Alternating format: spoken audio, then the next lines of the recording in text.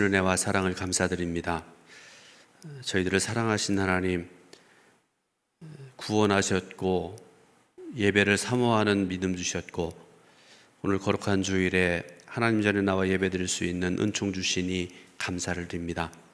우리의 마음과 정성을 다하고 하나님께서 기뻐 받으시는 예배드릴 수 있는 복된 시간 되게 인도하여 주옵소서. 하나님 말씀 듣는 시간입니다. 하나님 친히 말씀하시고 듣는 저희들 모두가 말씀 듣고 은혜 받는 복된 시간, 은혜 시간 되게 인도하시기 원하고 예수 그리스도의 이름으로 기도드리옵나이다. 아멘. 성경과 기독교의 역사에 수많은 인물들이 등장을 하게 됩니다.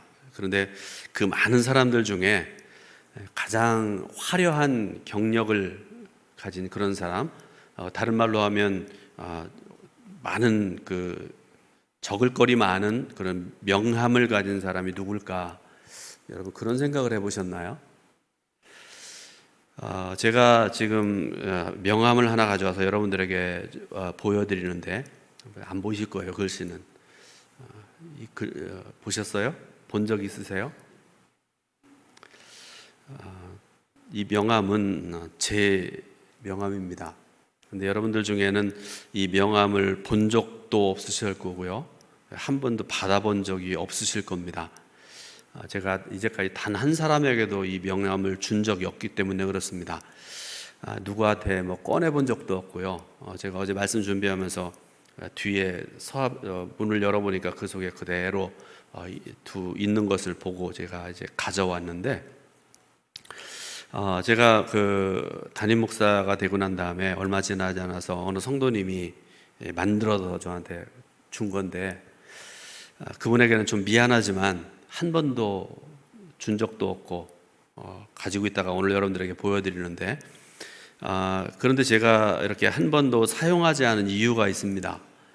첫 번째는 목사가 명함이 필요할까 그런 생각을 하는데요. 어떤 목사님들은 만날 때마다 이렇게 주고 그러는데 저는 별로 필요치 않다 생각을 합니다. 동두천 교회가 궁금하면 홈페이지에 보든지 아니면 주보를 보든지 아니면 싫으면 교회 와서 한번 얼굴 한번 보든지, 보다가 질리면 가든지 그러면 될 텐데 명함이 뭘 필요할까 그런 생각을 했고요. 또 하나는 아는 사람이 있어야 명함을 주든지 맞든지 할 텐데 별로 아는 사람도 없습니다. 제가 목회를 처음 시작한 때부터 지금까지 우리 연회에서만 목회를 했거든요. 그리고 이제 우리 감리교단에서 그래도 이제 중진 목사가 되고 지금까지 이렇게 살아왔는데, 요새도 보면 모르는 사람들이 태반입니다. 모르는 사람들이 훨씬 더 많은 것 같습니다. 그래서 주기도 그렇고 받기도 그렇고 그런 상황입니다. 또 하나는 어떤 사람 명함을 제가 어제도 이렇게 이만큼 많이 있어요. 받은 거 지금 숨겨두고 있는 걸 보는데, 명함을 보면 뒷면이 부족할 정도로 이쪽에 꽉 차 있고 이쪽에 꽉 차 있고 두 줄로. 그런데 보면 별거 아닌 것 같은 그런 양력들이 많은 그런 사람들이 있는데요. 저 같은 경우는 적을 것도 없고 그러니까 줄 것도 없고 보여줄 것도 없고 그래요. 뒷면에 이런 글씨가 있어요. 너희 안에 이 마음을 품으라. 곧 그리스도 예수의 마음이니. 무슨 경력이고 그렇게 훌륭하고 이런 거 없고, 그러니까 가지고 있다가 그냥 이제 가져와서 여러분들에게 보여드리는 건데 앞으로도 달라고 하지 말기를 부탁을 드립니다. 조금 전에 여러분들에게 부탁드린, 여러분들에게 질문했던 게 있잖아요. 성경의 인물들 중에 가장 화려한 인물, 그러니까 스펙이 가장 뛰어난 사람이 누굴까 하는 질문입니다. 여러분들이 생각하시면 어떤 사람일 것 같아요? 성경이나 기독교 역사를 보게 되면 아마도 여러분들이 다 그런 생각들, 거의 다가 그런 생각할 텐데, 바울보다 더 많은 경력을, 화려한 경력을 가진 사람이 어디 있겠는가 그런 생각을 합니다. 예를 들어 봅니다. 빌립보서 3장 4절부터 6절 말씀입니다. 제가 읽어드리겠습니다. 그러나 나도 육체를 신뢰할 만하며 만일 누구든지 다른 이가 육체를 신뢰할 것이 있는 줄로 생각하면 나는 더욱 그러하리니, 나는 8일 만에 할례를 받고 이스라엘 족속이요 베냐민 지파요 히브리인 중에 히브리인이요 율법으로는 바리새인이요 열심으로는 교회를 박해하고 율법의 의로는 흠이 없는 자라. 이렇게 자기가 예수 믿기 이전에 어떤 삶을 살았는가에 대해서 고백을 하는, 자랑거리를 고백하는 그런 말씀이 있습니다.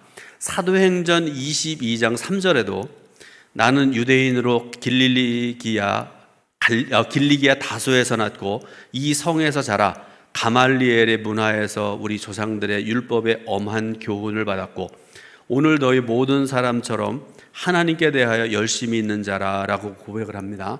또 한 가지 있습니다. 그는 당시에 세계를 지배하고 있던 로마 제국의 시민권을 가진 사람이었습니다. 대단한 하나의 스펙이죠. 한 가지 더 말씀드리죠. 그러면 바울은 기술자였습니다. 천막 제조 기술, 여러분 아시죠?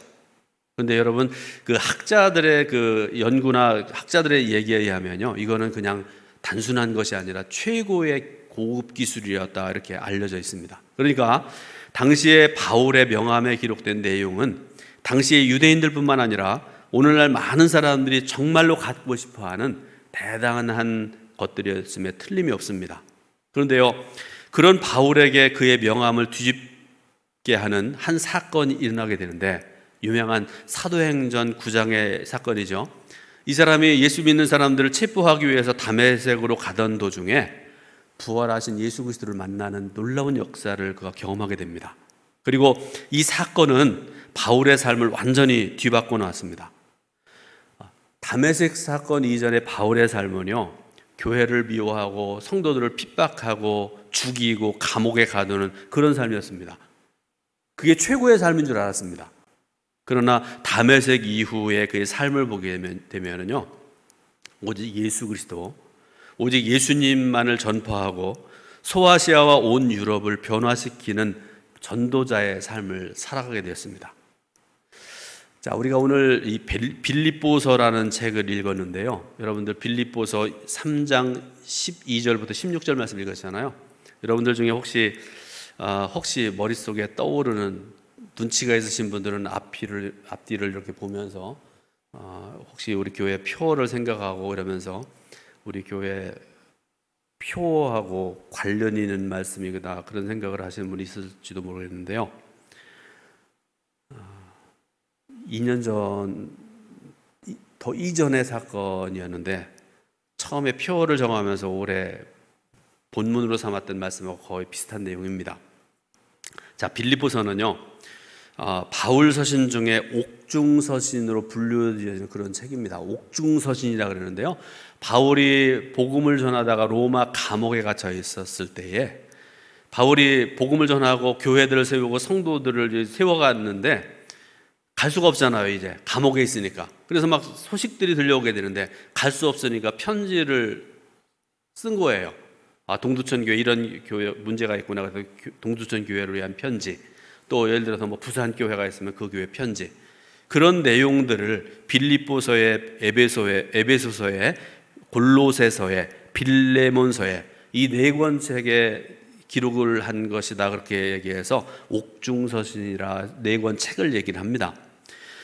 그래서 바울은 지금 그거는 아까도 말씀드렸던 것처럼 표면적으로는 로마 감옥에 갇혀 있는 그런 상황입니다. 그런데 바울은 뭐라고 스스로를 고백하는가 하면 나는 예수 그리스도께 잡혀 있다 이렇게 고백을 합니다.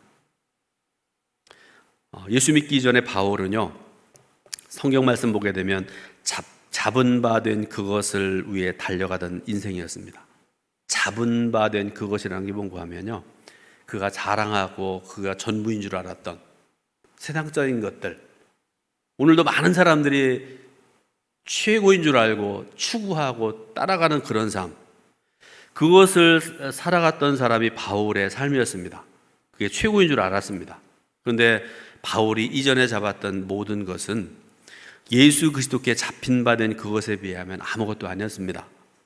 자, 여러분, 사람이 살아가면서 무언가에 붙잡힌 바 된다는 것은 굉장히 사람을 불편하게 합니다. 그죠? 우리가 그리스도인으로 살아가는 게 그렇게 쉬운 일이 아닙니다. 저는 목사로 살아가는 사람이 그런데요, 여러분, 목사로 살아가는 게 결코 쉬운 일 아닙니다. 더군다나 동두천은 조그만 지역이잖아요. 제가 유명하지 않은 사람이라고 말씀드렸지만요, 그래도 동두천에서는 조금은 알 거 아닙니까? 이 동두천 교회 중심교회 중에 하나고 아는 사람이 그래도 한 1,000명은 될 거 아닙니까? 우리 동두천에서. 그러니까 제가 말 한마디 함부로 할 수 없고 옷 입는 것도 함부로 입을 수 없잖아요. 어디 뭐 해치고 이러고 다니겠습니까? 어디 가서 밥도 뭐 함부로 먹거나 뭐 그렇게 할 수 있겠습니까? 못 하잖아요. 불편합니다. 어떻게 보면 억압당한 것 같은 그런 삶을 살아갑니다. 근데요, 여러분 가만히 생각을 해보세요. 바로 잡힘, 붙잡히긴 하는데 바로 잡힘이라는 것은요, 우리의 삶에 반드시 필요한 것이라는 것을 여러분에게 말씀드립니다. 조금 이해하기 어려운 말씀이기도 한데요. 자, 바로 잡힘이라는 말씀을 드렸는데요. 이 바로 잡힘이라는 것은요, 우리를 바른 길로 인도하고 우리를 안전하게 보호하는 보호장치가 됩니다. 결혼을 한 지 오래된 남편들이 공통적으로 하는 말이, 남편들 저를 한번 모시기 바랍니다. 오늘은 이 2부 예배는 남편들이 좀 덜 나오셨는데요. 남편들 아내들 옆에 계시면 남편들 입을 잘 보세요.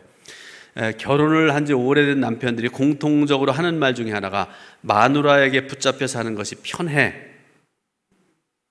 그런 말들을 많이 한대요.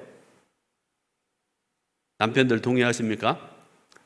저도 100%는 아니지만 일리가 있는 말이다 그런 생각을 해요.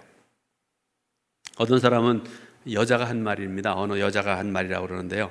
이 말을 성경에 집어넣고 싶을 정도로 동일하고 아주 뭐라고 합니까? 동의하고 동의한다. 뭐 그런 얘기를 했다고 그래요. 여러분, 결혼한 남편이 아내에 매여 살지 않으면 어떤 삶을 살겠습니까? 제멋대로 살 거 아닙니까? 아내에게 매이지 않는 삶을 꿈꾸다가 패가방신한 사람들이 한둘이 아닙니다. 물론 아내들도요, 남편에게 매여야 됩니다. 남편에게 매이지 않는 아내는 아내로서의 바른 역할을 할 수가 없습니다. 그러니까 남편과 아내가 서로가 마찬가지입니다. 서로 매여서 서로 존중하고 서로 아름답게 가정을 이루어가고 서로를 보호하는 그런 삶을 살아가야 된다는 그런 말씀입니다. 그리고 더 중요한 것이 있는데요. 우리가 일상생활에서도 서로 매임 가운데 살아가야 되지만 그보다 훨씬 더 중요한 게 뭔가 하면 신앙생활에 있어서의 매임이라는 것입니다. 여러분, 주님께 붙잡히지 아니하고 주님께 매이지 않는다고 그러면 그 사람이 아무리 고매한 인격을 가지고 있고 또 그 삶이 아무리 선하고 아름답다고 할지라도 그를 그리스도인이라고 얘기할 수 없습니다. 우리가 요즘에 찬송가도 마음대로 못 부르고 복음성가도 뭐 거의 못 부르고 살아가고 그렇지만요. 오늘 이 시간에는 여러분들 한번 잘 속으로 한번 조용한 목소리 들어보시고요. 눈 감으시고 들으셔도 되고 오직 주의 사랑에 매여라는 복음성가가 있습니다. 1절만 여러분 한번 들어보시기 바랍니다.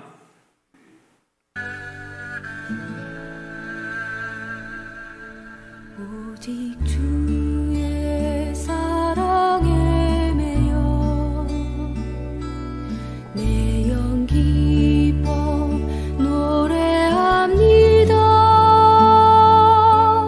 이 소망의 언덕 기쁨의 땅에서 주께 사랑 드립니다. 오직 주의 임재 안에 갇혀 내 영 기뻐 찬양합니다. 이 소명의 언덕 거룩한 땅에서 주께 경배드립니다. 주께서 주신 모든 은혜 나는 말할 수 없네. 내 영혼 즐거이 주 따르렵니다. 주께 내 삶 드립니다. 자, 여러분 복음성가 내용 중에 보면 오직 주의 사랑에 매여라는 그런 말씀이 나오죠. 또 하나 오직 주의 임재 안에 갇혀라는 그런 내용이 나옵니다. 여러분 한번 잘 생각을 해보세요. 매여 있는데요. 갇혀 있는데 어떻게 그렇게 기뻐하고 찬양을 드리고 경배를 드릴 수가 있을까? 그 이유가 여러분 다른 데 있는 게 아닙니다. 우리를 붙드시는 분이, 우리를 매시는 분이 나를 위해서 십자가에 달려 죽으신 예수 그리스도시기 때문에 그렇습니다. 그래서 역설적이게도 예수님께 매이면 매일수록 우리는 자유함을 누리게 되는 것이고요. 그럴수록 더 기쁨으로 감사함으로 살게 됨을 믿으시길 바랍니다. 이런 믿음이 있었기 때문에 바울은 13절에 고백을 할 수 있었는데요. 자, 오늘 읽을 말씀 중에 13절 말씀을 우리 같이 읽어보겠습니다. 형제들아, 나는 아직 내가 잡은 줄로 여기지 아니하고 오직 한 일, 즉 뒤에 있는 것은 잊어버리고 앞에 있는 것을 잡으려고. 아멘. 사실 바울은 정확히 말하면 사울 때입니다. 과거에 자신이 잡은 것이라고 생각했던 것이 굉장히 많은 사람입니다. 아까 말씀드렸죠. 수도 없이 많은 스펙들, 그런 화려한 이력들, 이런 것들이 있었던 그런 사람이죠. 그렇기 때문에 그 사람은요, 마음만 먹으면 얼마든지 높은 자리에 올 수 있고요, 얼마든지 부를 모을 수 있는 그런 상황입니다. 그러니까 옳은 말로 말하자면 대단한 능력자고 전문가였던 것이죠. 그런데 그 모든 것들은요, 당시에 사람들이 명함의 앞면에 쓰고 싶은 것들이었을 것입니다. 내가 뭘 했고 뭐 했고 막 수도 없이 그런 많은 것들. 그런데 바울은 이 모든 것들을 지워버리겠노라 이렇게 얘기를 합니다. 왜 그럴까? 명함의 앞뒤에 가득히 적혀 있는 학력과 경력과 화려한 스펙들보다 훨씬 더 중요한 것이 있다는 것을 그가 깨달았기 때문에 그렇습니다. 14절 말씀 중에 보면요, 표대라는 말이 나옵니다. 또 하나, 그리스도 예수 안에서 하나님이 위에서 부르신 부름의 상. 바울은 이걸 알았기 때문에 이 모든 것들을 다 버렸다 이렇게 말씀하는 거죠. 여러분, 사도 바울은요, 예수님을 영접하고 난 이후에 그가 중요하게 여겼던 것이 무엇이었는가를 우리가 또 생각을 하는데요. 이 사람은요, 사람들이 나를 어떻게 생각하느냐 이걸 중요하게 여기지 않았습니다. 물론 우리가 살아가다 보면 사람들이 나를 평가하는 것도 중요하긴 해요. 그죠? 같이 저 같은 목사하면 같은 동료 목사들이 이왕이면 목사가 저따위야 그런 것보다는 목사다운 훌륭한 사람이다, 본받을 만한 목사다, 그런 얘기 듣는 게 좋잖아요. 같은 성도님들끼리도 그렇잖아요. 너가 하고 같은 교회 다니는 게 부끄럽다, 이런 사람도 되면 안 되잖아요.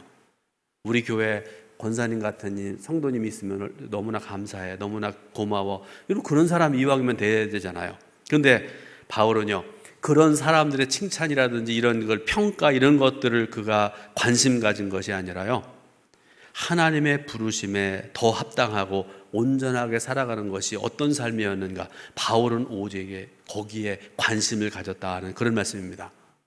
그리고 이처럼 사도 바울이 깨닫고 실천했던 삶은 오늘 우리의 삶에도 동일하게 적용되어집니다. 여러분, 부르심 자체가 상인 줄로 믿으시기 바랍니다. 세상엔 우리보다 더 많은 재산을 가지고 있는 사람들, 더 잘난 사람들, 더 뛰어난 사람들 부지기수입니다. 그렇죠? 얼마나 잘난 사람, 훌륭한 사람들이 많습니까? 그러나 그럼에도 불구하고 우리를 먼저 불러주신 것이 하나님의 은총임을 믿으시길 바랍니다. 그런데 또 한 가지, 부르심의 상이라고 말씀드렸는데요, 이 부르심의 상은 불러주셨다는 것으로 끝나는 것이 아닙니다.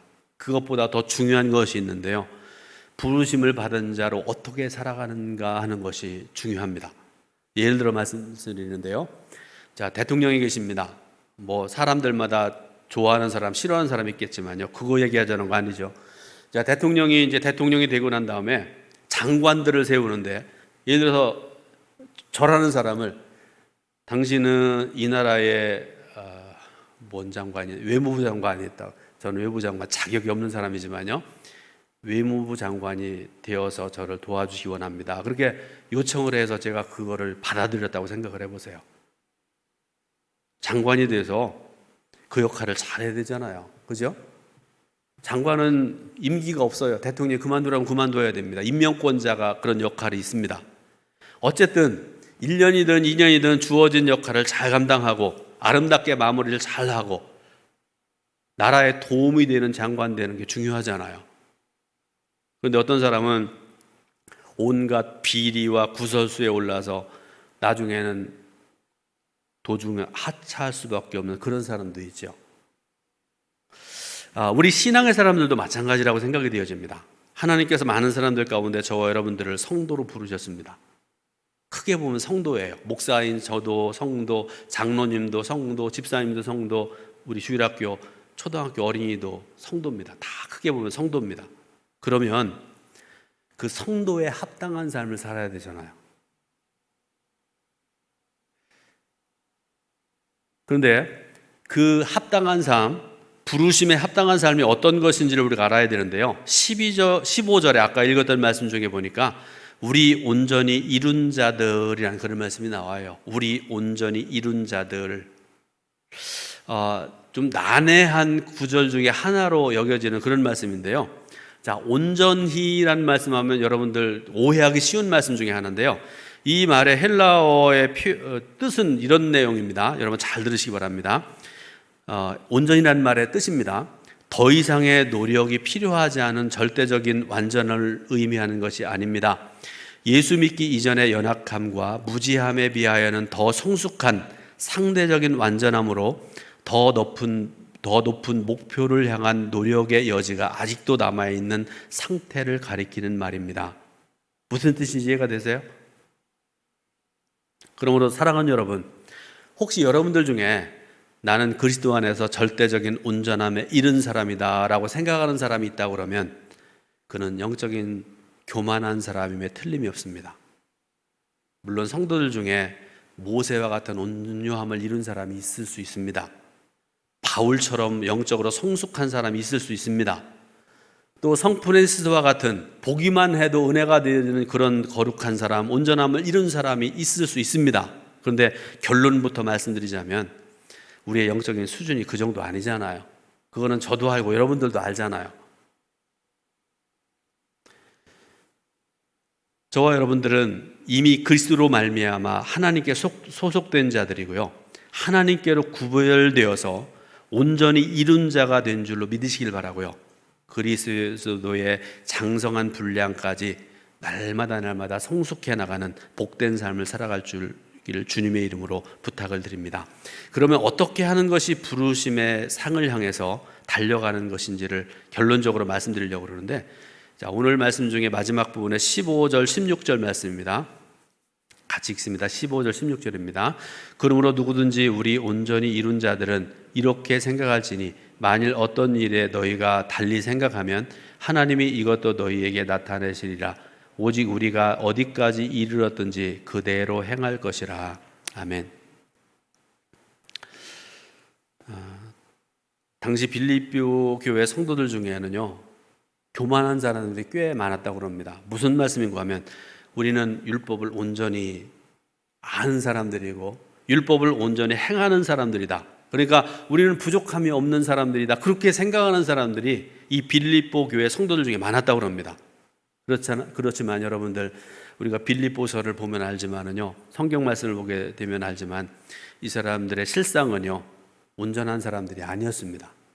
온전하지 못함에도 불구하고 자신들은 온전하다라고 착각함에 불구하는 그런 사람들이었다는 말씀입니다. 마치 예수님을 찾아왔던 부자 관원 같은 그런 사람들이잖아요. 누가복음 18장 18절부터 30절에 나오는 여러분 부자 관원 이야기, 유명한 이야기 아시잖아요. 이 사람이 예수님께로 찾아왔습니다. 부자입니다. 젊은 사람입니다. 똑똑한 사람입니다.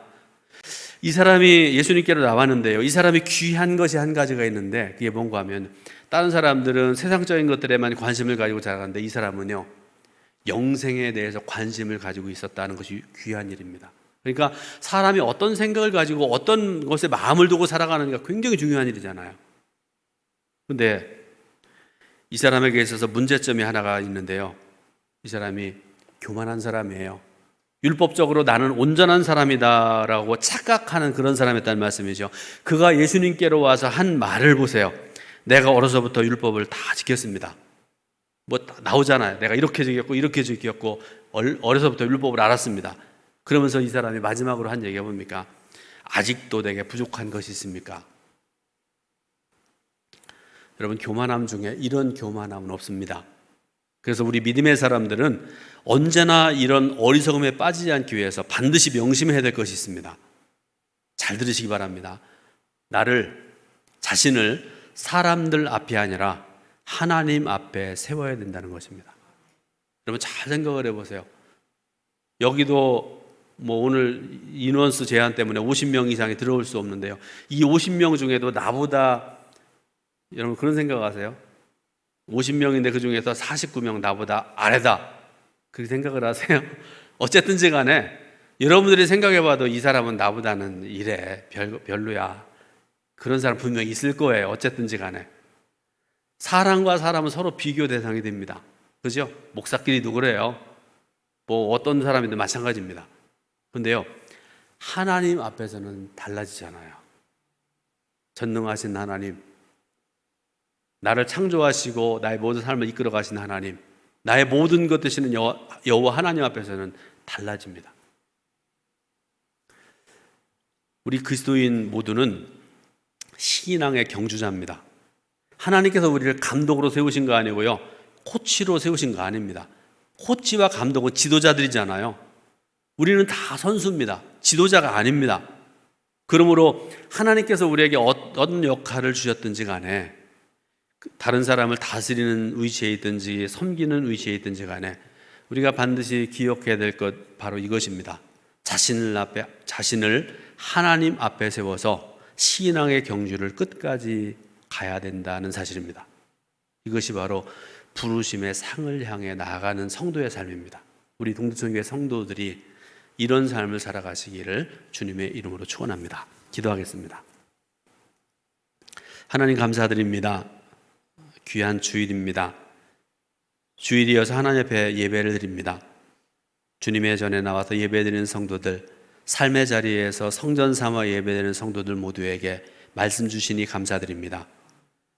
저희들 부름받은 자로서 부름의 상을 위해서 날마다 달려가고 경주하는 신앙의 경주자로 살아가는 우리 동두천교회 성도들 모두가 될 수 있도록 은혜와 귀하신 축복을 내려 주옵소서. 예수 그리스도의 이름으로 기도드리옵나이다. 아멘.